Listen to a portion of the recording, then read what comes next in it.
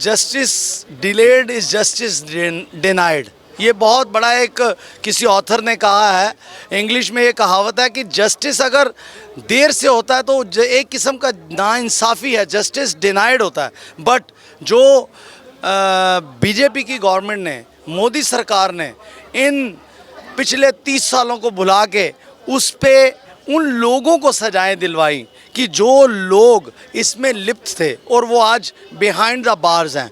ये काम बहुत बड़ा किया गया है और ये उस कहावत को झूठा कर दिया कि justice delayed is justice denied. जब तक गुजरात ਦੇ ਸੀਐਮ ਸੀ ਤਦ ਵੀ ਉਹ ਸਾਡੇ ਨਾਲ ਆ ਬਿਲਕੁਲ। ਉਹਨਾਂ ਨੇ ਤਦ ਵੀ ਮਤਲਬ ਗੁਜਰਾਤ ਦੇ ਗੁਰਦੁਆਰਿਆਂ 'ਚ ਬਹੁਤ ਉਹਨਾਂ ਨੇ ਸਾਥ ਦਿੱਤਾ ਸਾਡਾ। ਅਸੀਂ ਹਮੇਸ਼ਾ ਉਹਨਾਂ ਦੇ ਨਾਲ ਆ नरेंद्र मोदी जी ਦੇ। जो बीजेपी ने सिख समुदाय के लिए काम किया है उसको देखते हुए सीट्स वापस आएंगी और उनको बहुमत मिलेगा वहाँ पे। कांग्रेस का चेहरा राहुल गांधी बिल्कुल हैं, लेकिन हमारा चेहरा मोदी जी हैं। हम राहुल गांधी जी को देखते ज़रूर है, लेकिन अपोजिशन में ज़रूर देखते हैं उनको, ऑन द फ्रंट सीट नहीं देखते कभी भी। 84 के बाद तो कांग्रेस वैसे ही नहीं टिकती। सिखों के समुदाय में 84 के बाद कांग्रेस कहीं नहीं टिकती। हम इस समय कन्वेंशनल सेंटर में, जहां पर जेपी नड्डा जी ने एक बुक का विमोचन किया है, six and Modi, a journey of 9 year. 9 साल की जर्नी है जब से मोदी प्रधानमंत्री बने हैं, सन 2014 से सन 2023 तक। अभी ये 23 चल रहा है। तो सबसे पहले हमारे साथ सर, आपका नाम क्या है? मेरा नाम इंद्रजीत सिंह मोंटी है। हमें कुछ इस बुक के बारे में बताइए। देखिए, जो मोदी जी ने जर्नी ऑफ 9 ईयर, इसको डॉक्टर प्रबलीन सिंह जी की जो ये बुक है, ऑथर हैं डॉक्टर प्रबलीन सिंह, और मनजिंदर सिंह सिरसा जी का बहुत बड़ा इनिशिएटिव है इसमें। और इस बुक को अगर हम बात करें राष्ट्रीयता के ऊपर और सिख समाज के ऊपर, सो सबसे बड़े राष्ट्रवादी जो हैं वो सिख हुए हैं। ये हर देश, पूरे देश में सबके लिए बराबर है, सब ने राष्ट्र के लिए अपने आप को समर्पित किया है। लेकिन जो व्याख्यान, जो गुरु गोविंद सिंह साहब जी के साहबजादों की शहीदी की गाथा पूरे राष्ट्र को नहीं, अंतर्राष्ट्रीय स्तर पर जो माननीय प्रधानमंत्री मोदी जी ने की है, वो बहुत बड़ी बात है। उन्हीं सारी चीज़ों को लेके, गुरु साहब के बलिदानों को लेके और सिखों की राष्ट्र प्रेम को लेके जो ये बुक का विमोचन हुआ है आज, उसमें आप सब ने आज अंदर सुना, जेपी नड्डा जी ने जिस तरीके से बात की कि प्रधानमंत्री जी के मन की क्या अवस्था और किस मन से उन्होंने, चाहे वो जीएसटी की बात हो, चाहे वो हेमकुंड साहिब की बात हो, चाहे वो सिखों के तीर्थ स्थान जो करतारपुर साहिब कॉरिडोर जो बना है, उसके लिए पिछले 70 साल से अरदास हो रही थी कि जिन्ना गुरधामां तो पंथ नूं विछोड़िया गया तिन्हां दे खुले दर्शन दीदार। वो खुले दर्शन दीदार इस तरीके से जो कॉरिडोर ओपन हुआ उसमें ये हुए।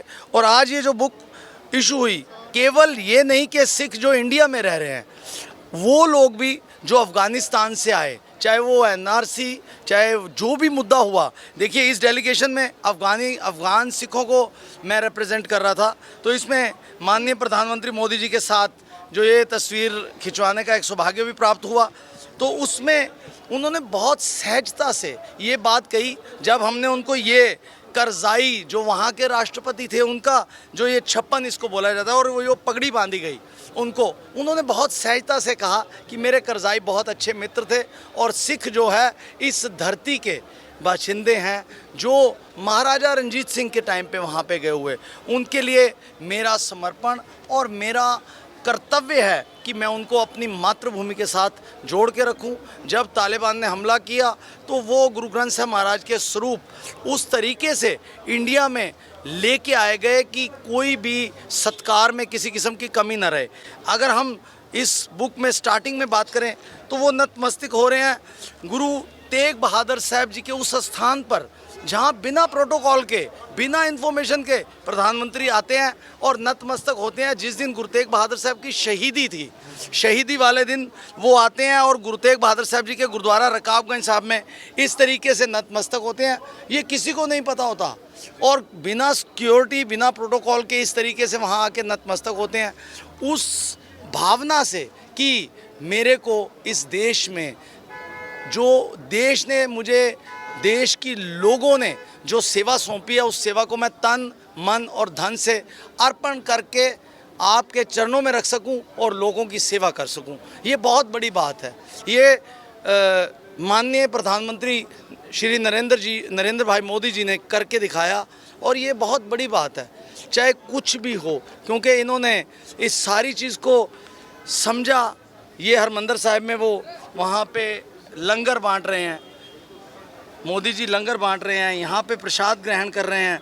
तो हर एक पिक्चर जो अपने आप में बहुत बड़ा इतिहास संजोए हुए है। ये करतारपुर कॉरिडोर, ये करतारपुर की फ़ोटो है। हर सिख का ये होता है कि जहाँ वो देश में गुरुधाम हैं, ऐतिहासिक गुरुद्वारे हैं, वहाँ दर्शन करें। वहाँ जो हमारे से छूट गए हैं, जो गुरु नानक पातशाह की जन्म स्थान धरती है, ननकाना साहिब, पंजा साहिब, हसन अब्दाल, और ये करतारपुर, ये कॉरिडोर जो करतारपुर का खोला, ये बहुत बड़ा कार्य था।